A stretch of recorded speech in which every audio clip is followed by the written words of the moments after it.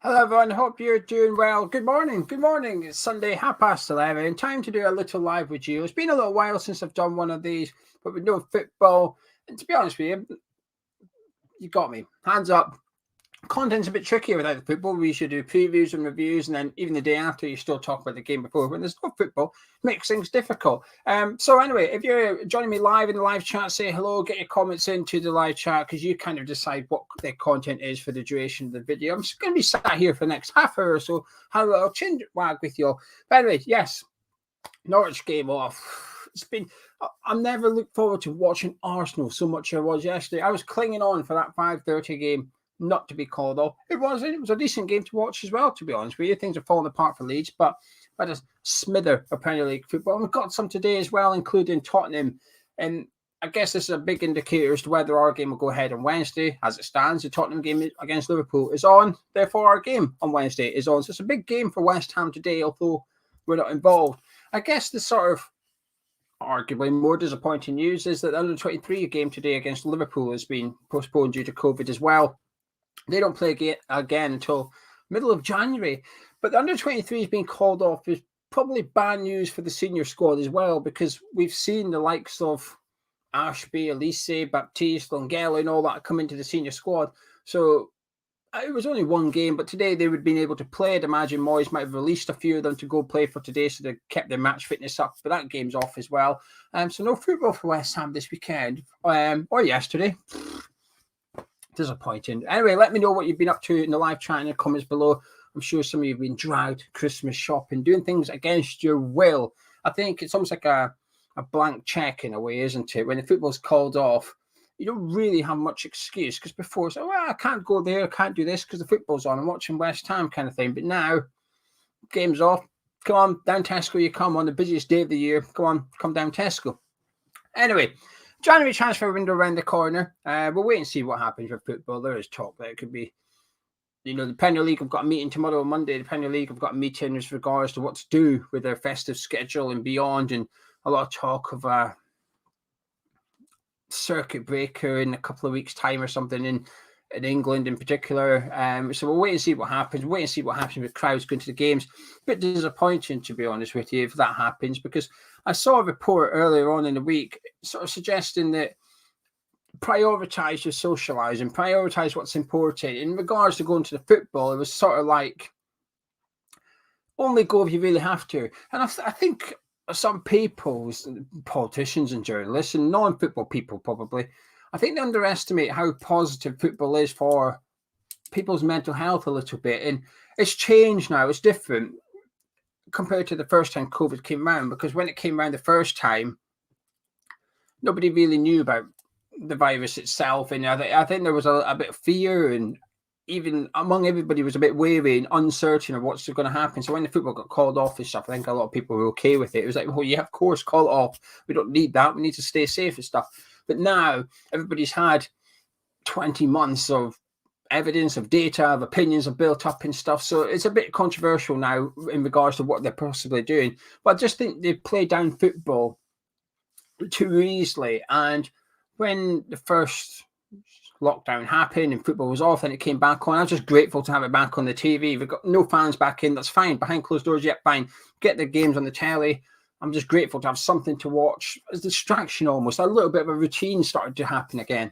And then the fans have gone back this season. And I think it's going to be tougher this time round, even though it might only be for 2 or 3 weeks and games will still be on. It's just that they'll be behind closed doors or limited numbers, and therefore tickets aren't available, particularly to away fans and stuff. I think it'll be tougher to take this time round because we've had it, and it's it's one of them things. And I think some people will have their own opinions as to whether they agree or disagree with the lockdowns, and that'll sort of trigger their opinion as to whether they should or should not be allowed to attend the football. It's a difficult thing to describe, I guess. I just think football without fans this time round will be tougher than the first time. I think the first time it was inevitable, but this time it feels a bit like, I don't know, the horse is already bolted kind of thing. And I just think journalists just dismiss what football means to people and how important it is for their mental health and stuff. But anyway, speaking of COVID, unfortunately, it doesn't go away. It's now creeping into the transfer window. Steven Gerrard was the first one I seen talking about how it may or may not alter the way that Villa go about their transfer policy. And it's one of those things you've got to be between the lines. And I think Gerrard was basically saying we're going to be considering players' vaccination status who we pursue them or not, because then that impacts their isolation and stuff like that. They go away and play for the country and come back. It depends where they've been. They may have to isolate for 10 days, but they've been boosted and whatnot. They may not have to isolate. So they're available for games and stuff. And I just think it's changed. We've not had this before. Even in the summer, I didn't really feel there was much sort of preference to whether players were jabbed or not. I think clubs just went about their business as normal. But now it feels like this window that's coming up, that I think clubs are actually taking into consideration what the players' medical status is in regards to jabs and that. And David Moyes is sort of, Brady's comments I thought were disgusting, to be honest with you, what Karen Brady said about how whether the unvaccinated should almost be punished. We can't make them have it. We can make life difficult for them. I thought it was a bit inhumane, really, and I didn't really agree with that at all. And I don't want to get into a discussion about jabs and unjabs and stuff like that, but I do certainly believe in freedom of choice. And what Brady was basically talking about was something that takes away that choice of an individual. And I just thought it was disgusting. It's difficult because she's trying to pursue a form of a career in politics, and that's okay. We'll go and do that. I think it's almost difficult. You can't really have football in politics. I don't like them both mixing. I mean, there's rules in place when it comes to FIFA that the governments can't get involved in football setups and stuff, because that's why sometimes countries then get kicked out of tournaments or they get banned from tournaments because the government's getting involved. And I don't think that should be any different to club football level. Whereas if you've got someone like Brady at a high position at West Ham trying to pursue a career in politics, I think it looks bad on West Ham because she is associated with West Ham. And, West Ham will be the first club to remind a player that they almost represent the club at all times. You see players go away on the summer holidays and they might do something that they perhaps shouldn't do, whether they seem drunk, taking laughing gas or something like that. There's a backlash on the club. Well, I don't think it should be any different for when someone in your boardroom or anyone at that point says something or does something. And what Brady said doesn't sit very well with me. But anyway, so when it comes to the football, David Moyes has been speaking a bit about it, and he first spoke and he said that he wouldn't want to sit next to someone in the ground that isn't vaccinated. That's his opinion. That's fine. But then he sort of backtracked a little bit last week because he got asked about West Ham players being vaccinated, and he basically said that some of them aren't. And we've seen the reports on the BBC, and they're referring to the Football League rather than the Premier League itself, but 25% of players have zero intention of getting one and stuff. That's a big number. And if you were to assume, hypothetically, that would reflect in the Premier League as well, and 25% of players just haven't had anything and don't want anything, and Moyes has confirmed that some West Ham players haven't had anything, and he basically said, Moyes has then said that, well, he encourages freedom of choice. He's not going to pressure his players to go get it or something. But I've read articles on some websites suggesting that West Ham are going to try and pressure their players a little bit to get it, and that it is going to be something to take in consideration going into the transfer window. And it's a very difficult time, isn't it? It's a very, very difficult time for the clubs and players and people, humans, just anyone. It's a very difficult time for everybody involved. But, it's difficult enough finding a player in the transfer window for good value and stuff, regardless, before all this. So when you take this into consideration, just makes it a little bit trickier. So it'll be interesting to see if any clubs do take this into consideration, the vaccination status of players and transfer targets prior to going after them or not. It's something we've never experienced before. Well, I've certainly never experienced anything like this before, when your club has to take things into consideration they've never had to take into consideration prior. So it'll be interesting. Anyway, the transfer window opens very soon. New year just around the corner means transfer window opens. I'm looking forward to it. But before I do that, let's have a little look at what you're saying in the comments. Hello to everybody in the live chat. Like I said, get your comments in. Probably shouldn't have started that topic, really. I don't want a discussion about the whole jabs and non-jabs, and that was I'm more intrigued by the fact that clubs are going to have taken into consideration when going after their transfer targets. It's just something we can't really ignore as a fan base, that's what the clubs are doing. Alan's saying, what's the news on transfers? Well, there's lots of news. Well, lots of rumours. I think the news is up there, I guess, and whether that happens, what you think is news or not. We've been linked with Jonathan David of Lille. don't believe it for a second, right? Don't believe it for a second, but just for a minute, I'm not going to lie, it's pretty exciting, isn't it? And that's the most exciting rumour I've seen so far. We love him at West Ham. We'd absolutely love him. Really, really young. Knows where the goal is. Over 10 goals in the French League this season. Playing Champions League football at a good club as well. I think he's destined for bigger and better things. Even in regards to West Ham, I think he's destined for bigger clubs than West Ham. Playing Champions League football regularly. I think he'll go on to be one of the top strikers in European football in a few years' time if he isn't already considered that. Some people may consider it. Fantastic talent, really, really fast, good with both feet, good movement. And he's one of those players I think most people have heard of, kind of thing, and seen glimpses of. And now I don't watch French League religiously, but I like the Champions League. So I've seen him play quite often in the Champions League. I think great player. Would love him at West Ham, but I can't see it. And I think the transfer window, I'm trying not to get my hopes up too much. I mean, you would assume there's a decent bit of money available to Moyes. And Moyes has been a bit different in regards to the transfer window. Usually he's quite downbeat a little bit. He usually does the whole, we'll only get in players if they're going to improve the squad and stuff. And he still is saying similar. But he's very much talking as if we're going to be active in the transfer market. And that's not like Moyes. I think Moyes likes to say, well, I've got a fantastic squad. You know, I'm happy with the squad. I've got some really good team kind of thing. But now he's starting saying, yeah, we need players. We need bodies in here. Be interesting to see what he does. And I think this is an interesting point by Gary that I wanted to sort of bring up. There's two things here. There's two things that's going to change the way Moyes goes about the transfer window, I think. First off is Kurt Zouma. Apparently, he's ahead of schedule. He's in the gym doing gym work already, which is good news. And I felt that Moyes' comments after Zouma got injured, he basically said, oh, we're going to have to change what we're going to do. We might have to get a centre-back now, which would insinuate he wasn't going to get one after a Bonner injury. And I found that interesting. So if that is true, my thoughts is correct, which I don't think we'd have got a defender if it wasn't for the Zouma injury. Then if Zuma's ahead of schedule and perhaps back mid-January, start of February or something like that, then will Moyes pursue a centre-back in January? I'm not too sure. I think Gary could be correct there, which is that we will shift our attention to a striker. But will we?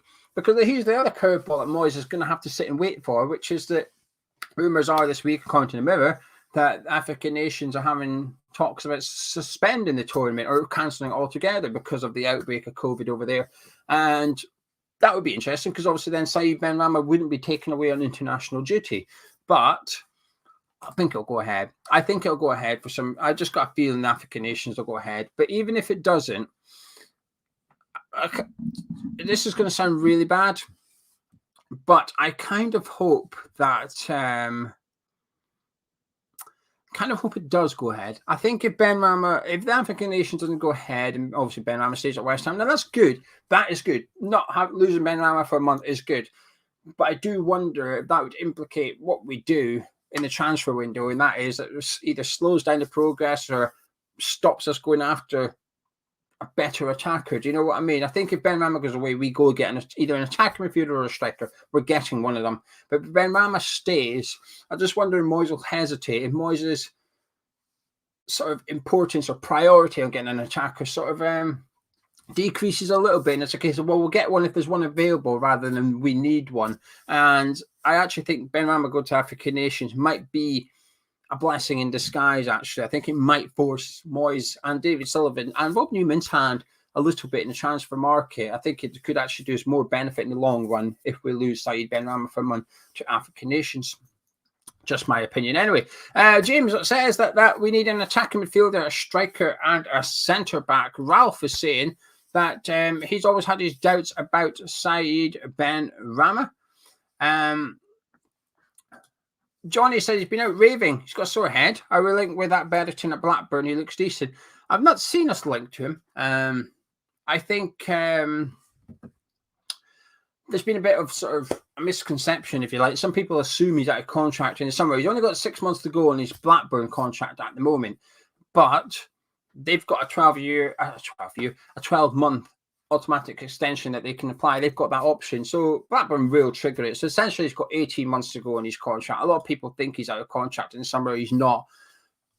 I think he'll be in the Premier League soon. It might be January. They might have to wait till the summer, but it feels inevitable. It's the Adam Armstrong thing again, isn't it?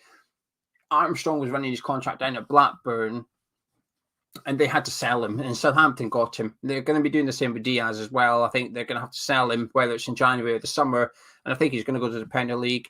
Got a ridiculous amount of goals, and you know something? Fair play to Blackburn fans at the start of the season, because I never heard of him till the season. Never heard about him until this season, and then the reason I heard about him is because of people's bets in the summer. Now, Blackburn fans have been betting on him at 500 to 1 for him to score 20 goals this season for Blackburn. 500 to 1. And obviously, he's lit up the league at the start of the season. A lot of fans cashed out and stuff.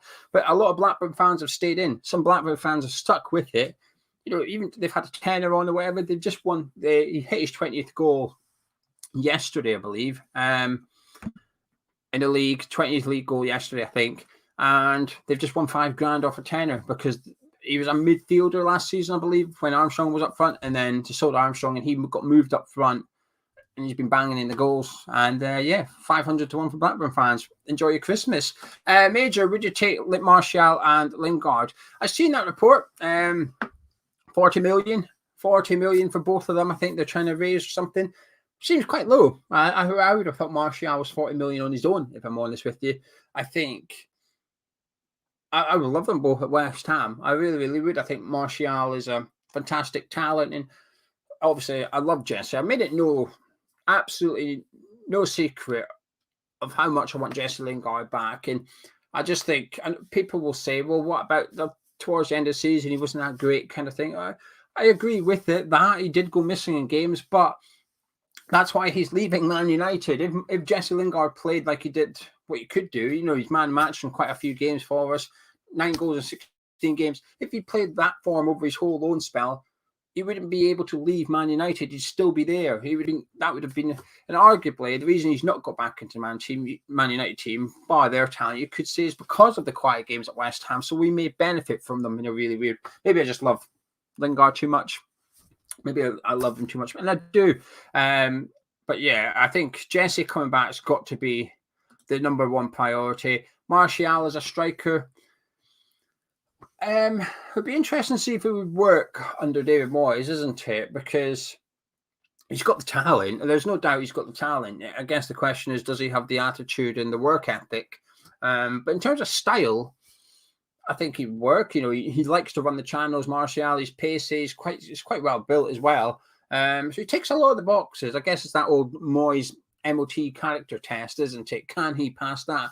That's where I would have my doubts a bit. And also, just would West Ham spend that much money on a striker? I'm just not convinced. I'm not convinced at all. This is Richie's asked a big question. Eriksen's come back to football. Would you take him? It's a difficult one to answer that, isn't it? Because, you know, talented player at Tottenham, and for Inter Milan, he was in and out of the team prior to everything, and obviously it was awful what happened. It's really good that he's back. Obviously he's got that his heart thing fitted now, his pacemaker, and he's not allowed to play inside of it's against the rules to play with that fitted. I don't know what the Premier League rules are, to be honest with you, Richie. I don't know if you're allowed to play in the Premier League with one of those or not. I'm not 100% sure. But in a weird way, I wouldn't want him. And in a strange way, I just don't know if I'd want to see him play football. I know there's examples of players that play with them. The Man United player, Danny Blind, at Ajax now, he's got one fitted and he's playing. But at West Ham, I'm not too sure. I don't know. No.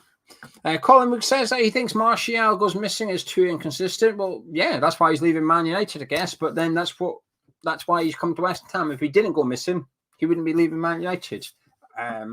Mitchell, who is a Liverpool fan, Mitchell said Origi and Nat Phillips 20 million each.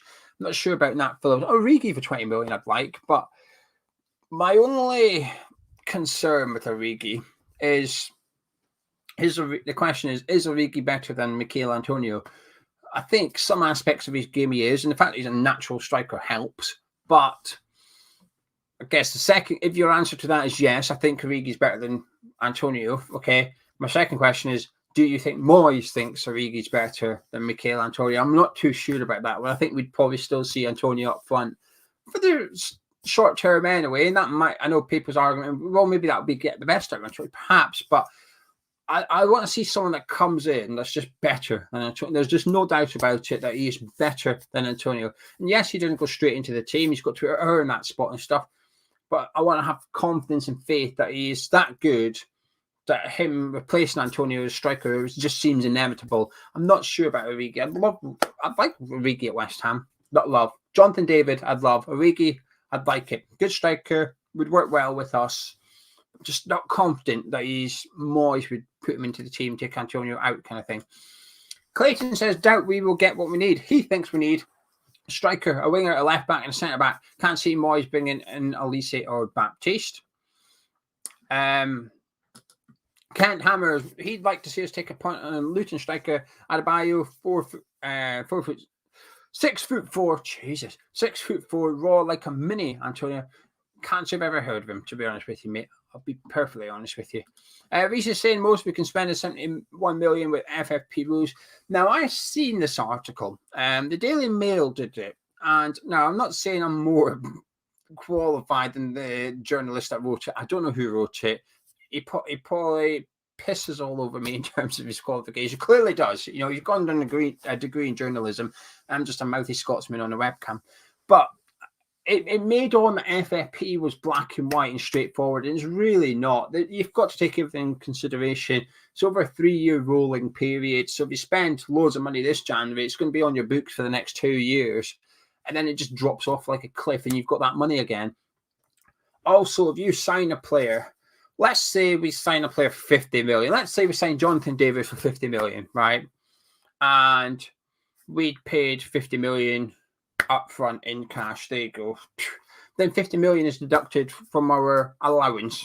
Today, 50 million comes off. We've spent 50 million. However, if we sign Jonathan David on a 4-year deal and we pay it, well, let's just say 5 years for simplicity.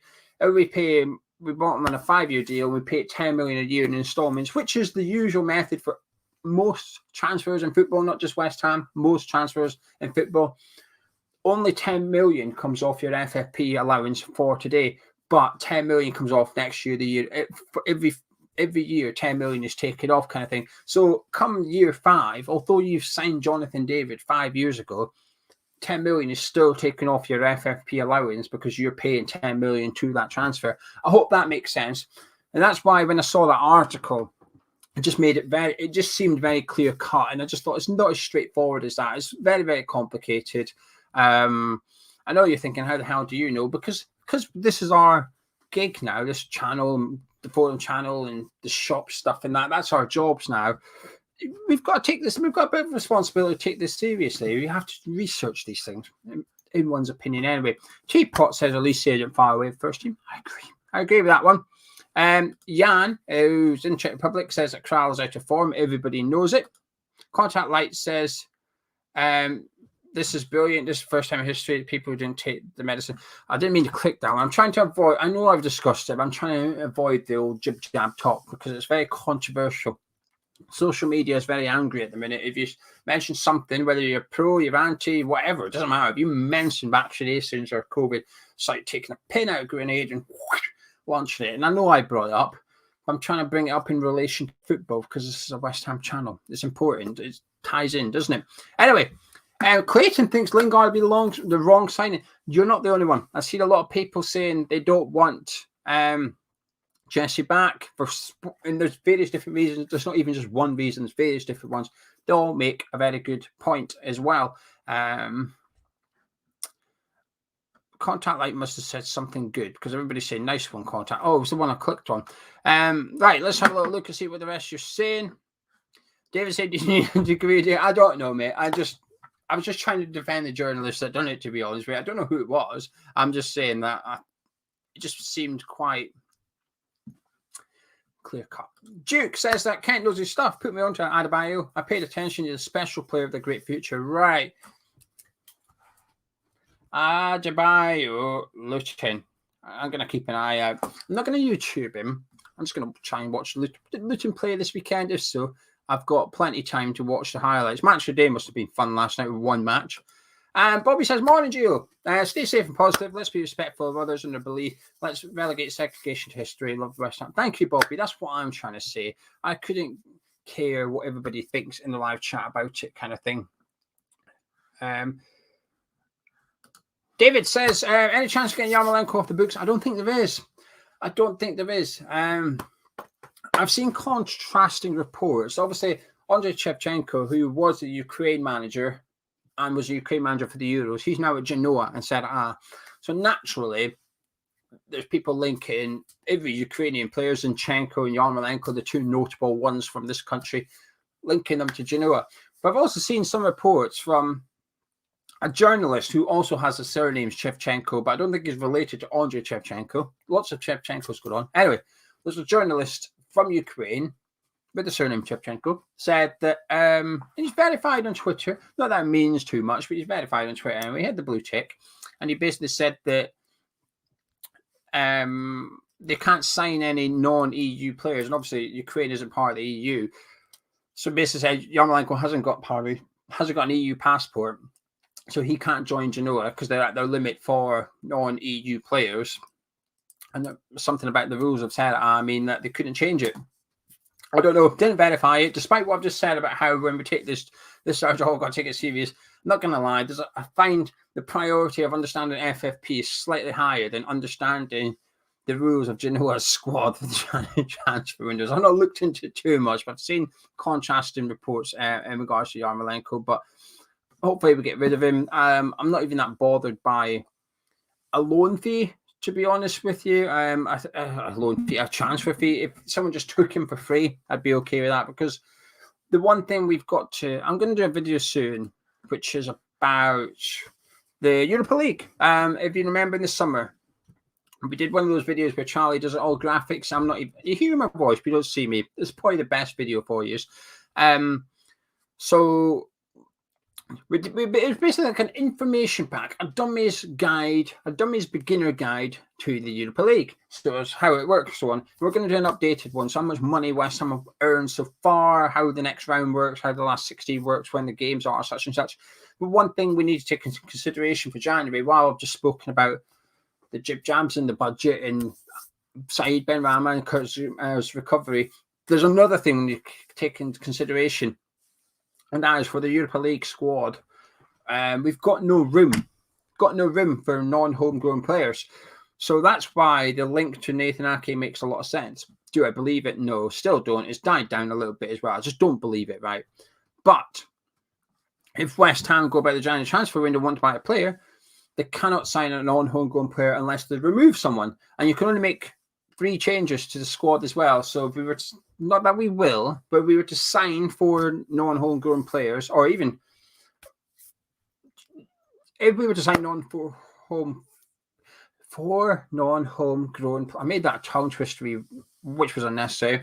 If we sign 4 of them, we can only put 3 of them in the Europa League squad. However, the advantage is, to some extent, with Ogbona's injury, he's out already, isn't he? Ogbona's going to be coming out of that squad. So it frees up a space for a non-homegrown player in January. But that's it. We want another one. You've got to take someone out, probably Yarmolenko. And if you ain't using Yarmolenko, the Europa League squad, you ain't using Yarmolenko at all, really. And it's quite a lot. It's quite costly wages. He's on big, big money, isn't he? So I think if we can get him off the books, be the right thing to do, free up a load of funds. You know, there's talk of Antonio's contract at the minute. There's some talk that Declan Rice is going to be offered a bumper deal, whatever a bumper deal is. I don't know what determines a bumper deal and a non-bumper deal. Declan Rice is going to be offered one of those big, juicy ones to sign. Yarmolenko's wages would be helpful. David says that Benrahma reminds him of Anderson. All right in the first season, didn't become the superstar we expected. Martin says we need to sell Benrahma, get another into his place. Teapot Pixie says we need fresh blood in January. Other teams have found us out. Lublu says sign Tarkowski in January, future proofing for Ogbonna. Mitchell saying, has Ben Johnson been given a new deal? No, but he's back soon, very, very soon. I think he's not too far away from playing. He's got an outside chance of being in the Tottenham squad on Wednesday night. But again, he's a bit like the Blackburn guy. He's only got 6 months to go in his contract, but we have a 2-year contract extension option in there. I believe the club haven't confirmed it, but that's what's suggested. So I think that's why the club are quite relaxed with it, because at any point they can trigger it. And Ben Johnson's got a 2-year deal on the table. But I think they're trying to negotiate a new one with him anyway to get rid of that one. Gad says he heard a rumor about America striker Matthew Hopp plays for Mallorca. I can see him more as a backup. Never heard of him. Never heard of him. Mitchell saying Declan's been offered the Grealish deal. I think he's insinuating the minimum fee release clause, possibly. And I'm not against that. I think sometimes you've just got to be a bit realistic, and the realism is that Declan Rice will leave West Ham. And I think all West Ham fans agree with that. I don't think there's anybody that's sort of not resigned to losing Declan at some point. There is, of course, people hopeful that West Ham can speed up the progress and match Declan's ambitions year on year, and he stays at West Ham. Of course, everybody hopes for that. But the likelihood of it happening is probably lesser than 50%. So the probability is we will lose Declan at some point. And I think putting a minimum fee release clause in his contract is not a bad thing, because my concern would be if Declan wasn't committed to West Ham, but he is. Declan's 100% committed to West Ham United when he's on the football pitch. Does he wish to move? Of course he does. He's spoken about playing Champions League football. He's spoken about winning trophies. He's not going to do both at West Ham. He might get a one-off stint in the Champions League, but we're not going to do that and win trophies on a regular basis. It's just not going to happen yet. Could it happen in the future? Possibly. But it's not round the corner, is it? It's a long, long bit away in the distance. And I think Declan's timeline, unfortunately, exceeds ours. He needs to be doing it sooner. So I think a minimum fee release clause suits all parties. It keeps Declan happy. It gives him, Declan then knows where he stands. This is the agreed fee, whether it's 100 million, 120 million, whatever. Declan then knows if a bid comes in for that, he gets to leave West Ham and go to the club. But West Ham also knows exactly how much money they're going to get. I guess the question is, it's a game of chicken, isn't it? What happens if a club offers 90 million? It's not meeting that minimum fee release clause. What's West Ham going to? They're going to reject it? I would like to see us have a bit of serious bollocks. I've always admired the way that Leicester went about it with Harry Maguire, said he's 80 million. You want him, he's 80 million. I agree with what Villa did with Jack Grealish with the 100 million thing. It's not worked out at the moment, but I'll tell you what, Steven Gerrard's starting to get a tune out of a few of those players, and they're climbing the table a little bit now. So I actually think long-term, Villa will benefit from the Jack Grealish contract. I think it was a perfect sale, personally. And I think if West Ham do it, have a little bit of bollocks about it. They do need a little bit of bollocks. They need to stare clubs in the eyes and say that's the asking price. Stick to it. Make it clear to Declan and the buyer that that's exactly what it is. And we'll see. And everybody wins. I think everybody can win in this situation. Connor's asking if Schick would fit the style of Moyes play. I would say so, but I've only seen him play for Czech Republic. I'm not seeing him play at club level football. Unfortunately, I've seen him play Czech in the summer and hit it from 50 yards against Scotland and score from the halfway line. But apart from that, he's looked good. Crazy Cam, we didn't look too much into it with strikers. I've seen many different types of strikers. Jonathan David, Arthur Cabral, Origi, Losek, and Mitrovic and Martial. Oh, I hope it's not Mitrovic. I know it's just rumours. I know. Not Mitrovic. I think I'll cry. If we have to do a video confirming that Mitrovic has joined West Ham, I think I will be weeping in the video as well. Because unfortunately, every time this comes up, we know there's a big signing. We're on the verge of making a big signing in a specific area. You get your hopes up. You hope it's this type of player, that type of player, this person. And if it doesn't work out, you get a bit resigned because you know the next time we do one is 2-3 years away. We don't have enough money to spend 30-40 million on a player in the same position every year. We try it with a striker, next year it's a defender, the year after an attacking midfielder, the year after it might be a centre back again, then a centre midfielder, whatever. The positions change every year. You get one big ticket signing, don't you? And then you don't revisit that position for another 3 years because the hope is that one's worked out. Sebastian Haller was the last one. It's not worked out. We know there's another one around the corner. It feels like there is anyway. I just hope we get it right. And Mitrovic would be one of those that I'm just a bit like, I don't think he'd suit the way we play personally. James thinks that Mitrovic is one of those players, class championship, never good enough in the Premier League. Young Jake says no to Martial and Mitrovic. Someone that likes Craig Dawson. think you need to reevaluate your old thing. Paul says Declan's unhappy with players and team performance last time out. I am sure his frustration was known in the dressing room. And Luke from the Three Hammers. Luke says no bad mood this week. Spider-Man was good and West Ham didn't lose. Well, I'm assuming Spider-Man. I don't know. I don't watch that kind of stuff, Luke. I don't know. I'm aware there's a film out, but I don't know if you're meaning Spider-Man was good or Spider-Man didn't lose. I'm happy for you either way, Luke. I'm happy that Spidey was tickling your senses for you. Anyway, right, listen, I like to make it half an hour. That's 35 minutes. I've been on for too long. I'm going to disappear now, but thank you to everybody for joining me in the live chat. Thank you if you watched this on playback. Drop a like on the video if you enjoyed it. Subscribe if you're new around here. And myself and Guns will do a cup of tea very soon. We'll be doing one. I said to him, "Oi, do I do a cup of tea today?" And he said, "That would be a good idea, but I'm doing the rounds. He's got his kids and he's going around their nans or whatever to get the Christmas presents in case somebody puts restrictions in place and stops them from seeing their grandparents near Christmas. So he's just playing it safe. He's getting that done, and I don't think it's a bad idea, to be honest with you. Anyway, saying that, I've got a COVID party, a kids party. We've got to attend, hand said gift over for the birthday child and depart. Then we're off to the Panto this evening. Oh, yes, I am. That's as good as it's going to get. Right, I'm disappearing. Catch you in a bit.